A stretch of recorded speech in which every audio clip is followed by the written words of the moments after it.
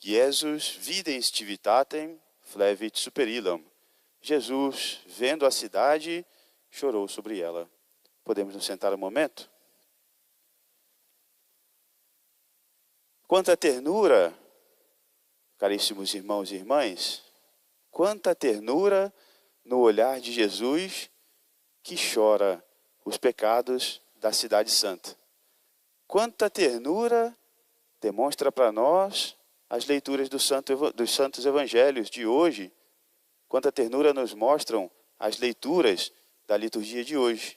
Quanta ternura do coração de Jesus. Mas também, quanta gravidade nesse mesmo divino coração que, ao sofrer por nós e conosco, também quer nos ensinar, também quer nos corrigir.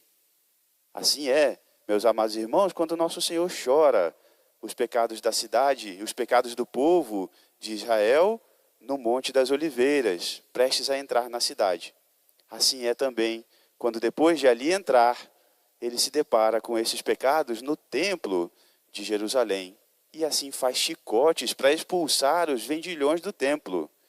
Quanta ternura, mas também quanta gravidade, quanto desejo em disciplinar, em ensinar. Hoje, meus amados irmãos, que nós celebramos civilmente o Dia dos Pais, quanto nós devemos aprender da paternidade, do coração paterno de Jesus, que é eterno conosco, que é grave conosco, que é bom, que é um Pai, cheio de bondade, misericórdia, compaixão, mas também que quer nos ensinar, quer nos disciplinar. Olhando para nosso Senhor e para sua ternura e gravidade, nós podemos lembrar daquela história do pai que, com um chinelo na mão, prestes a dar umas boas palmadas no seu filhinho, diz para ele: meu filho, isso vai doer mais em mim do que em você. E o menino, já massageando a sua retaguarda, responde para o pai: ah, papai, mas não no mesmo lugar. É assim, meus amados irmãos, nosso Senhor eterno conosco, mas também precisa e quer nos ensinar. Outrora, no Antigo Testamento, Deus Todo-Poderoso usou dos seus profetas, seus santos profetas, para chorar os nossos pecados, para chorar e nos advertir. Assim foi com o santo profeta Amós. Usando das palavras do profeta, nosso Senhor nos admoestava: estão fixos na minha mente os vossos pecados, os meus olhos banhados em lágrimas e o meu coração despedaçado em dor. Assim também foi com o profeta Isaías, quando, através das suas palavras, o Senhor nos advertia: criei filhos e os engrandeci, mas eles se revoltaram contra mim. Assim também através de Miqueias: povo meu, que te fiz eu? Em que te fui mal? Diz-me, conta-me. Nosso Senhor, então, o Deus Todo-Poderoso, que é nosso Pai, nos advertia, chorava por nós através dos seus profetas. Mas esse pranto dos profetas era meramente uma figura, um prenúncio do choro de Jesus, quando Deus mesmo veio se pôr no meio de nós, veio fazer-se um de nós, se colocar ao nosso lado nos nossos sofrimentos e veio chorar junto conosco. Quem pode dizer que nós temos um Deus que não sabe, que não conhece os nossos sofrimentos? Nosso Senhor, que olhando para a cidade santa, antevendo aquilo que sofreriam os seus filhos por causa dos seus pecados, chora por eles, chora com eles.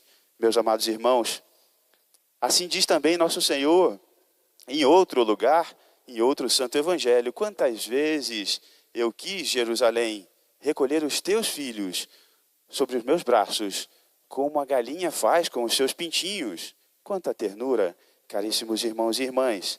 Assim também, meus amados irmãos, nosso Senhor quer nos recolher nos seus braços, proteger-nos paternalmente, como um bom pai. Quer nos livrar das nossas dificuldades, quer nos livrar dos nossos pecados. A agonia de Jesus, esse episódio que nós refletimos no Evangelho de hoje, se passa 5 dias antes da paixão de Jesus. Se passa logo antes de nosso Senhor entrar triunfalmente, naquilo que nós conhecemos como Domingo de Ramos, na Cidade Santa. É nosso Senhor que se aproxima de Jerusalém e, do alto do Monte das Oliveiras, olha para ela, chora por ela. É o que nós poderíamos dizer, junto com tantos santos, que exclamaram que nosso Senhor, a agonia mortal de nosso Senhor, no Horto das Oliveiras, começa já agora. Ele começa a chorar agora e só vai terminar no seu último suspiro, na Sexta-feira Santa, 5 dias depois. Todos os dias, nosso Senhor chorava os pecados do povo, os nossos pecados também.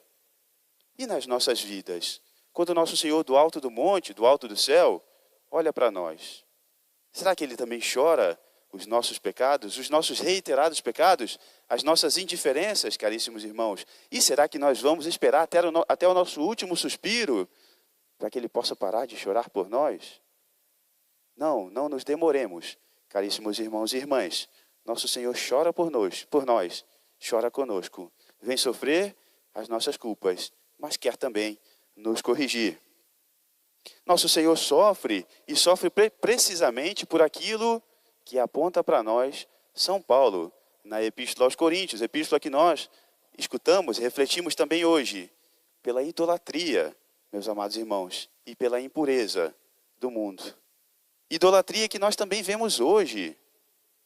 Hoje, os homens já não forjam para si deuses com a forma de animais, mas transformam a seres humanos que agem como animais em seus próprios deuses. É a idolatria dos nossos tempos. E a maneira de agir dos animais é o que para os homens se torna impureza. Quanta impureza no mundo de hoje, caríssimos irmãos e irmãs. E a quanta impureza nós também nos entregamos, nós também nos rendemos, porque somos absorvidos por essa cultura, por esse mundo tão imerso em pecado. Também chora Jesus por causa de nós. Também chora Jesus conosco por causa dos nossos pecados, por causa da nossa indiferença, por causa da nossa ingratidão. Nós não nos entreguemos ao pecado. Aceitemos a ternura de um Deus e a correção de um Deus que quer sofrer, que quer nos lavar com seu sangue derramado na cruz. Não esperemos até o nosso último suspiro para fazer que Ele cesse de suspirar por nós. Para aqueles que são pais, nós podemos imaginar e tomar o exemplo de um pai tão bondoso, que é Deus Todo-Poderoso. O maior presente um pai pode dar para os seus filhos é uma família.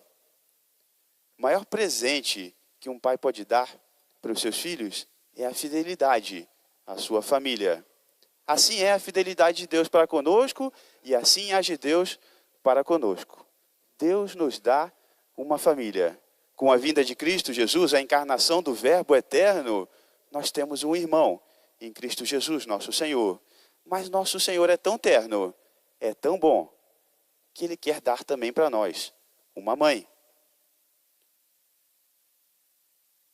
Assim nós podemos nos lembrar da grande história de conversão de um jovem europeu, um jovem francês, chamado Afonso de Ratisbona. Afonso, com seus só 28 anos, era filho de bancários, tinha uma vida fácil e era um pseudo-intelectual à sua época. Judeu de raça, judeu de nascimento, completamente cético quanto a qualquer tipo de crença, qualquer tipo de fé. Certa vez, viajando pela Europa, Afonso se encontrou com um amigo seu, um antigo amigo seu, em Roma. Um grande amigo católico, grande católico. Mas aquele amigo, como tinha a verdadeira fé, tinha suas convicções verdadeiras, não perdeu a oportunidade de, naquele encontro, falar da sua fé para Afonso. Mas Afonso ridicularizava o pobre amigo. Completamente cético, chegou até mesmo a afirmar que jamais acreditaria naquilo que ele chamava de fábulas católicas. Mas aquele seu grande amigo soube aproveitar da soberba do jovem Afonso, e o desafiou tomando uma medalhinha de Nossa Senhora, o desafiou a usar aquela medalha, a medalha milagrosa, todos os dias, a partir de então. E dizia ele, sabendo aproveitar da soberba do Afonso: bom, se nada vai acontecer, se isso não faz diferença nenhuma, que mal poderia te fazer usar essa medalha? E Afonso aqueceu, aceitou com ironia, aceitou até com zombaria, mas aceitou. E passou a usar a medalhinha milagrosa, a medalhinha da Imaculada Conceição, daquele dia em diante. Pouquíssimo tempo depois, enquanto ainda andavam pelas ruas de Roma, acompanhando esse seu amigo católico, Afonso chegou junto com ele a uma das mais belas igrejas da cidade de Roma. E enquanto o amigo se confessava, Afonso se deslumbrava com a arte, com a arquitetura daquele lugar. Em determinado momento, tomado de uma verdadeira paz, Afonso conta que se viu envolver por uma grande luz. Num dos altares laterais da igreja, ele viu a figura de Nossa Senhora, a mesma figura que ele trazia ao pescoço, a mesma figura que se apresentava para ele na Santa Medalha. Caindo de joelhos e olhando para o alto, ele vê Nossa Senhora, com um olhar cheio de ternura, com um olhar cheio de gravidade, chorar por ele, chorar com ele. Foi naquele momento que Afonso exclamou e disse: ah, agora eu sei e posso dizer que posso chamar a Deus de Pai.